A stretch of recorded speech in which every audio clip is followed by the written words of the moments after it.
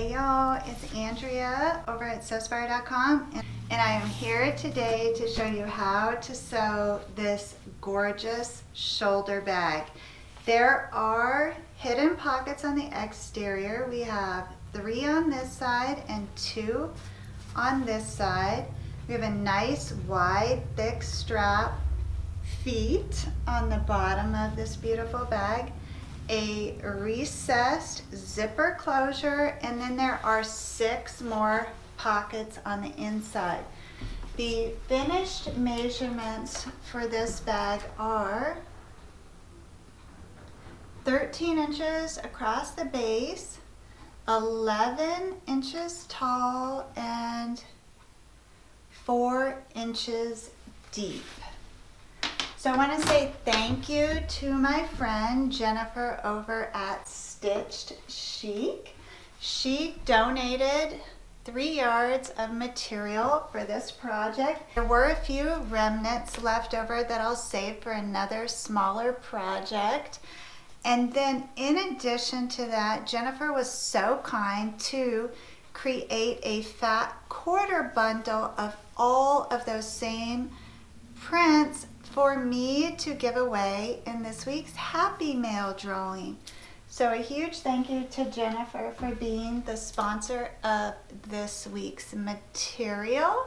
We are very grateful for your support, and I am excited to show you all how easy this bag comes together. It's super functional, and I think it is going to be your fall go-to bag. So shall we get started? So for this project, we're going to begin with the zipper. We're going to craft a frame or casing for that zipper using a piece of fabric that's 7 inches wide by 21 inches long. And I'm going to take that fabric and fold it in half, right side spacing long ways, and then stitch up the side. So after I've sewn up the sides, I'm going to turn that right side out and press that. So now I have 2 zipper casings, and I want to take that finished edge and position that on top of my 20-inch separating zipper, so that open edge that we folded under will be towards the outside. And I'm going to pin both of those casings on, and then I'm going to stitch down the side to secure that fabric to that zipper tape.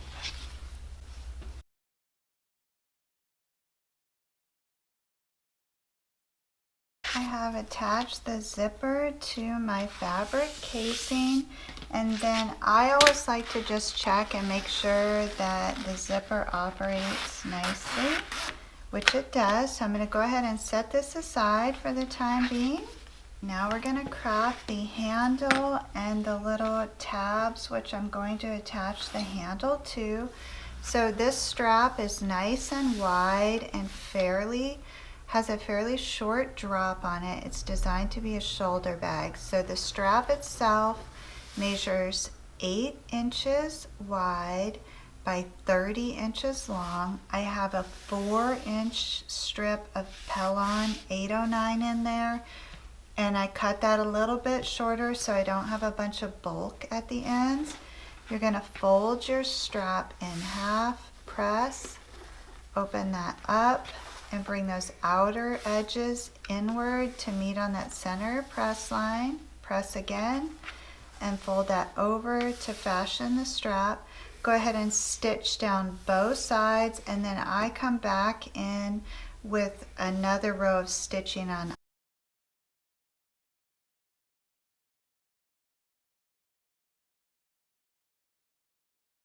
Strap is complete with 4 rows of stitching for a really professional look. That Pellon adds a nice crispness to it as well. Now I want to create the tabs that are going to hold the hardware, which I'm going to join the strap with. So the tabs will be attached to the bag, and then the strap will get attached to this hardware. Now these are not traditional pieces which you can pick up. I'm actually recycling them off of a belt that I had. So I encourage you to recycle and reuse as well. But if you cannot, all you're going to need to find is something that is 2 inches wide. You could potentially find something really cool at the hardware store too. So think outside of the box for this one. Your tabs to attach the hardware to are 8 inches by 6 inches, and they are fashioned in the same way as the strap. I did not put any Pellon in those. And you'll have 2 tabs stitched down both sides and then finish with the additional row of stitching.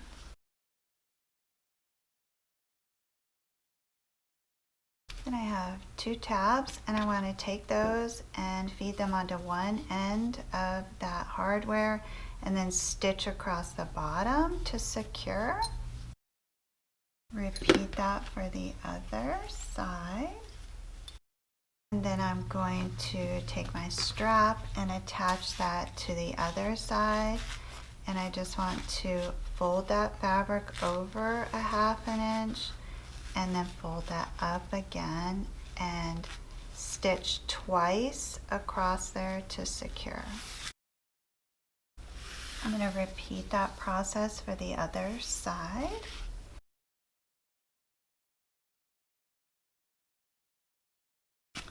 Okay, now I have a really beautiful, thick, sturdy strap. I'm going to set that aside. And then to add further function and detail to this bag, I'm going to add some bag feet to the bottom of that. And these are attached brad style, so they have a little back plate and then they look just like paper brads. So what you're going to do is take your base panel, which measures 5 by 15 and is backed with Pellon 809, and you're going to mark where you would like those feet to sit. I'm going to come in 2.5 inches and then in 1.5 inches.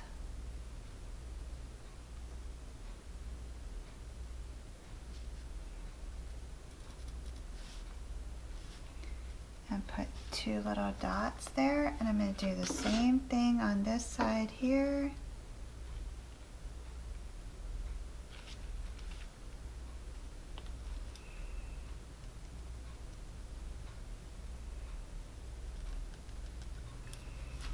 And then just make sure that everything's aligned nice, and in my case it is. So it was 2.5 inches in and 1.5 inches up and down. And I have a little hole there, and then I'm just going to take my seam ripper and poke a hole in there and fit that brad through the fabric and the Pellon, and then that back plate goes on and you open up that brad to secure that to the fabric. So you repeat that process for the remaining 3 feet.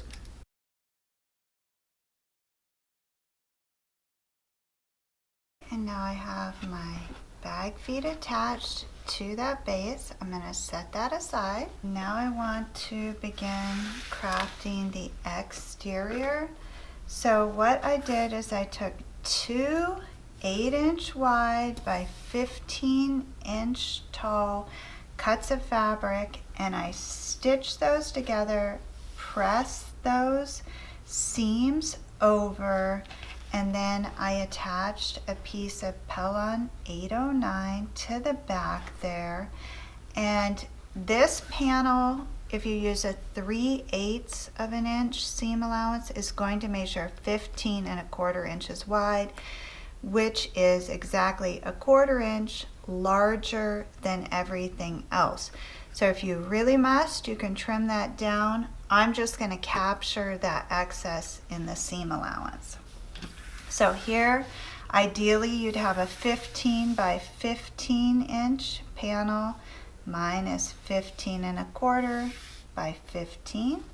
Then you want to take your pocket panel, which is 15 inches wide by 20 inches tall, and I have a strip of Pellon there that's about 4 inches by 15 across that top edge, just to add some rigidity. I'm going to fold that pocket in half, so now I have a pocket that's 10 inches tall by 15 inches across. I'm going to position this pocket on top of this panel, and you see the pocket's a little shorter there, as it should be, 1/4 inch, and that's why I feel confident that I'm going to be able to capture this excess in the seam, because I have the pocket to use as a guide.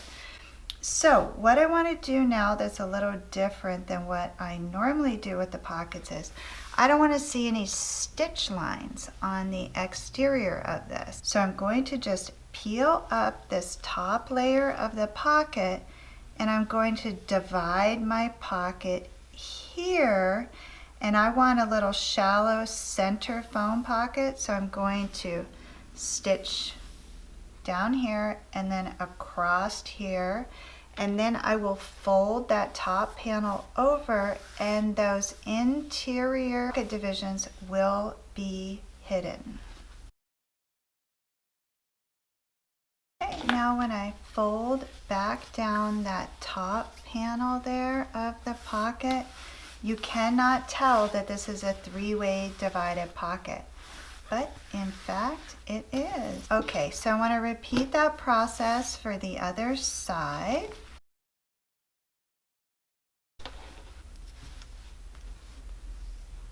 And then I'll fold that top panel of the pocket down, and then I have a 2-way divided pocket with no stitch line.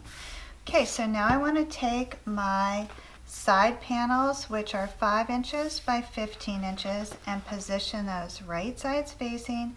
And because that pieced panel is a little larger, you remember, I'm going to line up those side panels with the pocket to ensure that I capture all those layers.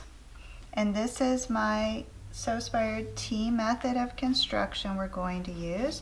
So we'll attach the sides first, stitching down the right and the left. For this entire project, I'm going to stick with the 3/8 of an inch seam allowance. Now I will trim off that excess. And then when I open that up, I have a tri-fold panel with 2 pockets. I want to set this aside, bring back over the other exterior panel and my base panel with the feet on it, and I'm going to put that base panel along the bottom, aligning the base long edge with the raw edges of the pocket and the base of that exterior panel. And I'm going to stitch all the way across there. And then when I open that up, the base is attached. I want to go ahead and trim away that excess. Then I'll bring back the tri-fold panel with the sides, and I'm going to take the base and position that on top, right sides facing, and I'm going to center the side of the base with the base of that tri-fold panel and stitch from seam to seam. Now when I open this up, I will have something that resembles a giant T. I'm going to trim off that excess, being careful not to cut my side panels. And then I am going to align the sides of the sides with the side of that exterior panel. And remember, the pocket's a little bit shorter, so align it with the pocket so you capture all those layers. And then I'm going to stitch from the top to that base seam. Trim off the excess. My exterior is really taking shape here. The only thing I have to do is seal up those holes at the bottom. So I'm just going to align the base of the side with the side of the base and stitch seam to seam. And then I can turn my exterior right side out. Okay, and you can see how fabulous those feet are on the bottom there. This bag already has a lot of stability just with that single layer of Pellon. And the interior is also lined with Pellon, so it should stand alone, no problem. On this side, I have my two-way divided pocket. And then on this side, I have my three-way divided pocket. I want to take that top edge and fold it over approximately 1 inch to 3/4 of an inch. And then that should press nice for you just with your hand, but you are also welcome to press it at the iron. And put a couple pins in that just to hold it. And you can set the exterior aside for now. Now the interior panels are not pieced, so those are going to measure 15 by 15. And I want to take the zipper gusset or zipper panels that we've fashioned, and I'm going to position on one of those interior panels 2 inches down from the top. I'm going to center this zipper panel, okay?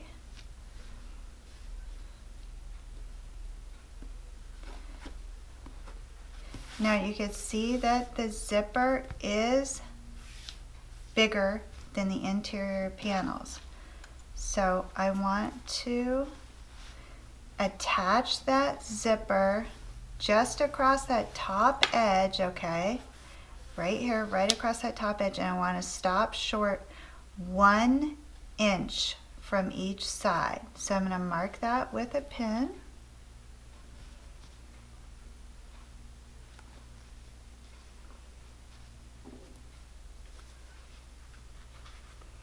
And I'm just going to stitch across that top edge, and I'm reinforcing with a back stitch. Okay, my zipper has been attached to one of the interior panels just across that top edge. Now I want to take the other interior panel and bring that over and the other side of the zipper, and I want to center that again 7.5 inches. So there's center. And then I'm coming down 2 inches from the top, and I want to stop sewing 1 inch in from the edge. So I have all my pins to use as guides, so I'm just going to stitch across that top edge of that zipper to attach it to the second interior panel. Okay, now my zipper has been attached to those interior panels.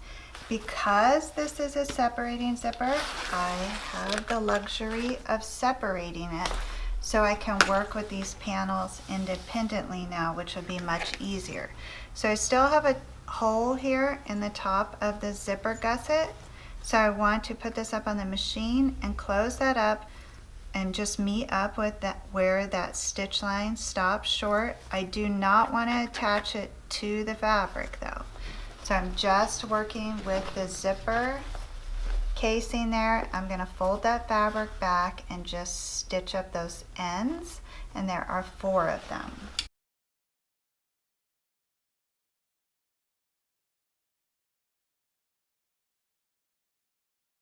Okay, now it appears as if I have a continuous row of stitching across that zipper casing. I of course do not, and can fold those inward, so I have that safe seam allowance there. So for now, I just want to pin zipper wings inward so I don't capture them in the seam allowance at any time.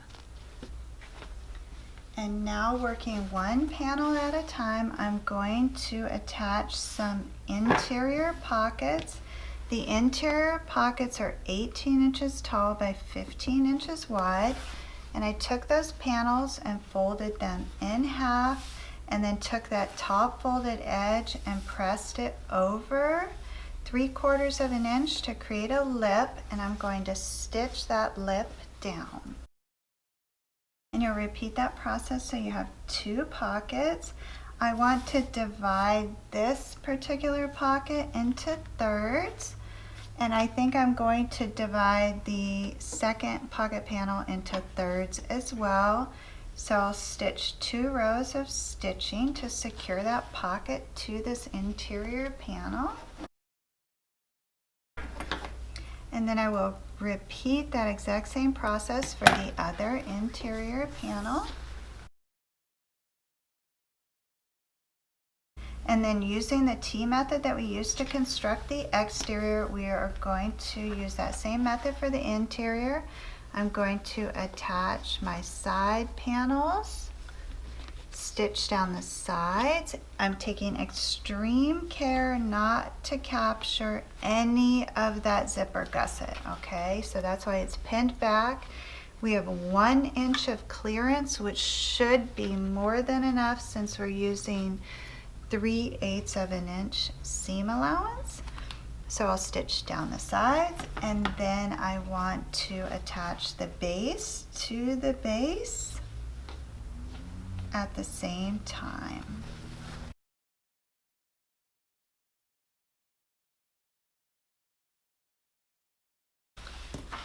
And then I will open up those sides and the base and position that base panel along the base of this panel with the sides, and I'm going to stitch from side to side seam. When I open this up, it looks like a large T. I'm going to align these sides with the opposite side, taking care not to catch that zipper in any of these side seams. And then I'm going to stitch down either side.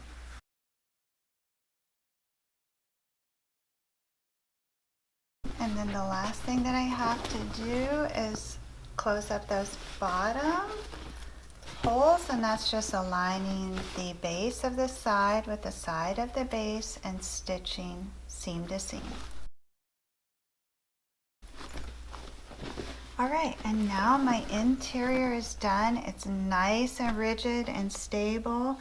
So I'm going to take that top edge and fold it outward and over approximately 3/4 to an inch. And that will press nice with your fingers. You also can iron that if you like. And I want to fit this interior inside of there, and I'm going to begin by lining up the side seams.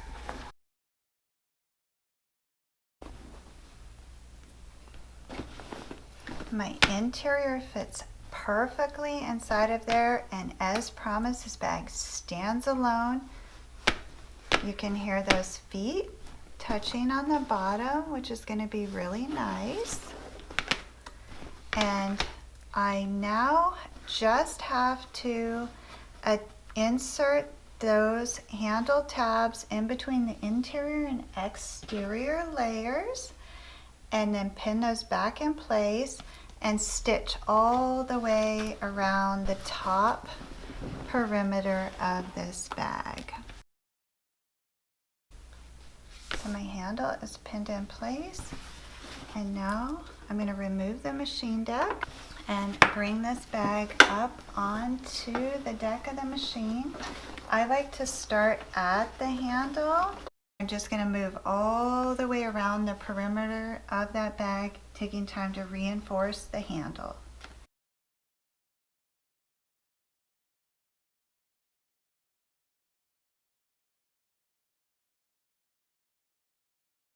Okay, I made it all the way around. I reinforced that handle. Now all I have to do is unpin the zipper gusset tails there and then zip up that zipper, and I will have a really gorgeous bag with a recessed zipper.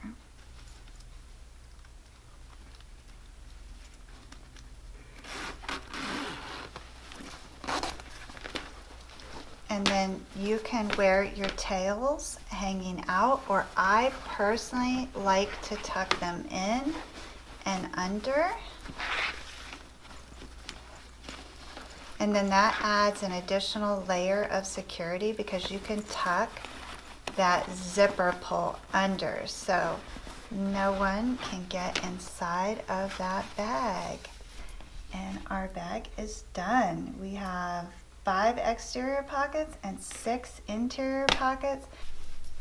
It sits nice and comfy on the shoulder. It's really awesome. I love it. I hope you love it too.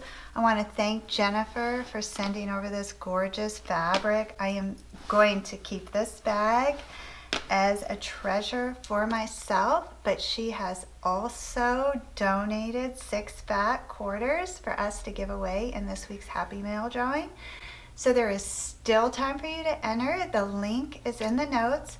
Go ahead and click on through, and then we will announce the winner shortly. It was an absolute joy to sew with you. I will be back next week with another inspired project. Until then, please know the creative genius in me will be celebrating the creative genius in you. Have a beautiful week, everyone.